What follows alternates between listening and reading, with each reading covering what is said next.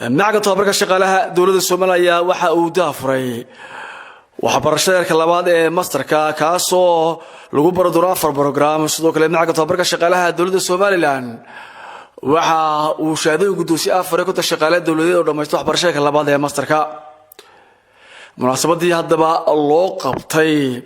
daafurka iyo shahaadooyinkaasi la gudoosiyay shaqaalaha dawladda waxa ka soo qayb mas'uuliyiin aad u tiro badan وقولكاسي waxa ka hadlay agaasimaha fulinta macka tobabarka shaqaalaha dawladda Soomaaliya Cumar Eid Qulumbi isla kana ku dheeraaday ahmiyada waxbarashada labaad ee masterka ay soo kordhinayaan ay u leedahay qaranka Soomaaliland iyo shaqaalaha dawladda Soomaaliland shaqaalaha dawladdu waxay baahi gaar ah u qabaan daraasadii aanu sameynay inay helaan postgraduate degree programs dhinaca masterska ah oo la xidhiidha takhasusaadka kala duwan ee shaqooyinka ay gacanta ku hayaan muddo ku dhawaad dhowr iyo 10 sanadood waxaynu u diranay shaqaalaha dawladda Ethiopian Civil Service University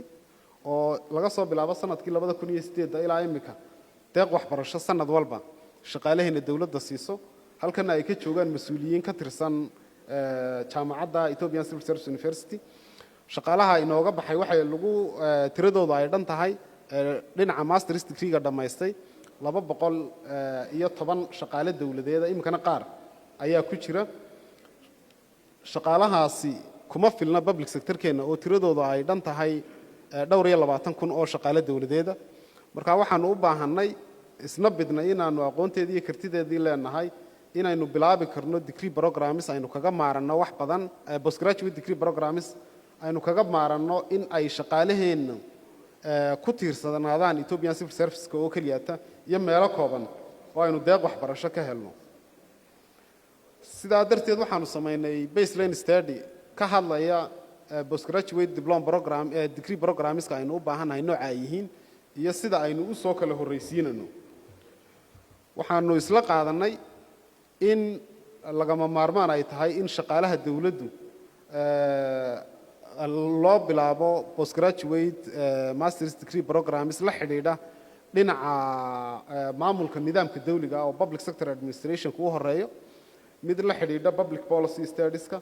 iyo degree program la xidhiidha public financial management-ka si loo kabo financial management reforms-ka kala duwan ee aynu qaran ahaan wadno shaqaalihii iyo khubradii wadi lahaydna aynu inagu diyaarsanay iyagoo wadankoodii jooga dhinacna ka shaqeynaya waxa inoo soo raacda oo saddexaad ahayd in iyadana la diyaariyay program aanu iska kaashananay in badan jaamacadda Jigjiga oo 2 sanadood horena jaamacadda Jigjiga dhinaca academic wada imkana ay rabto CSI inay sideeda u fuliso oo la xiriira dhinaca disaster risk management and sustainable development si baahida loo qabo in la horumariyo deegaanka iyo bay'adaynu ku noolnahay iyadana wax looga qabto sidoo kale waxaa jira tababaro gaagaaban iyo tababaro dhexe iyo qaar dhaadheer oo macadka tababarka shaqaalaha dawladdu u diyaariyay curriculum-kiisii isagoo ka faa'iideysanaya mashruuca dib u habeynta shaqaalaha dawladda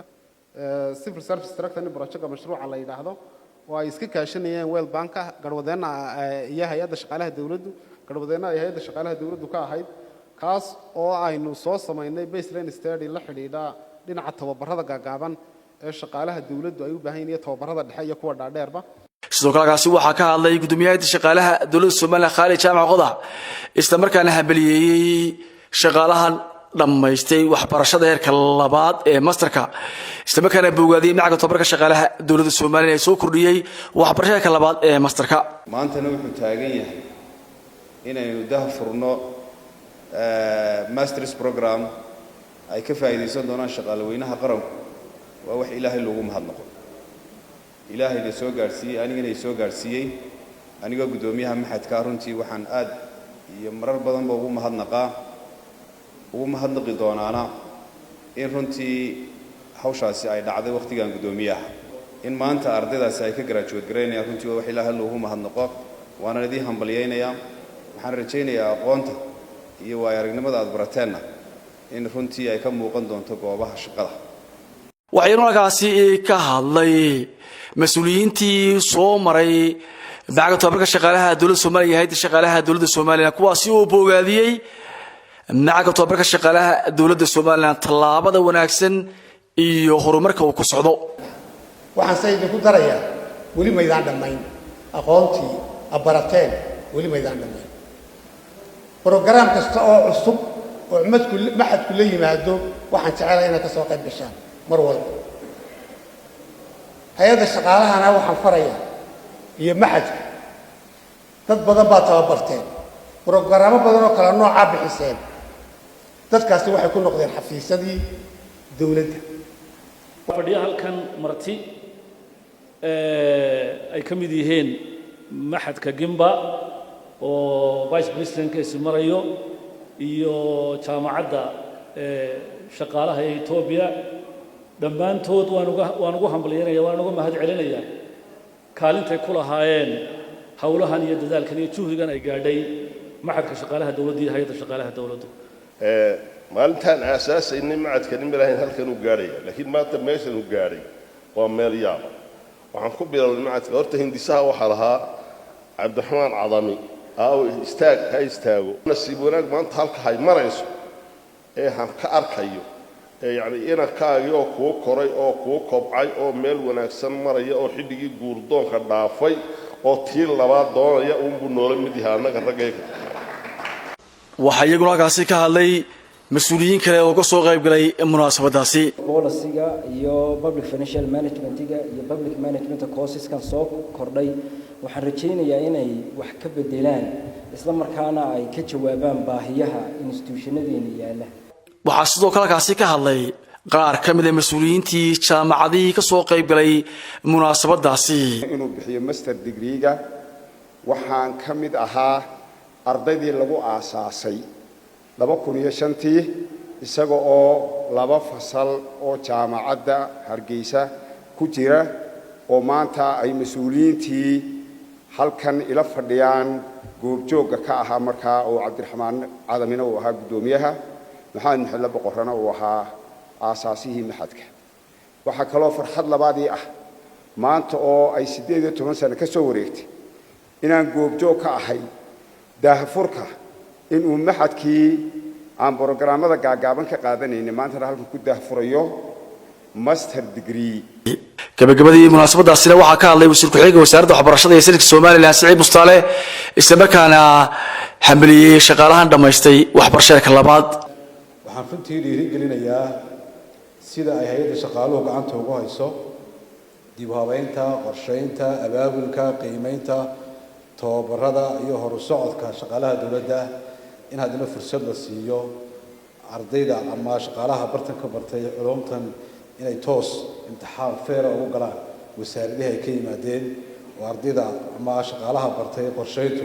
iyo shaqaalaha HR-ka bartay iyo kuwa finance-ka bartay marka structure-ka wasaaradaha loo eego in hay'adda shaqaaluhu mandate-ka ay xaq u leedahay intay imtixaan qaado positionadaasi ku habboona ay dadka halka wax ku bartay helaan si looga turjumo mabaadi'da ay ku dhisan tahay hay'adda shaqaaluhu oo ah inay isku filnaansho maamul oo dhammaystiran ay gaaraan wasaaradaheenu sidoo kale ay institution-kani uu qayb ka qaato qiimeynta siyaasadaha wasaaradaha inay ku dhaqmaan iyo runtii in la gaadhay yoolashii iyo higsigiina lahaa waxaan aad iyo aad sidoo kale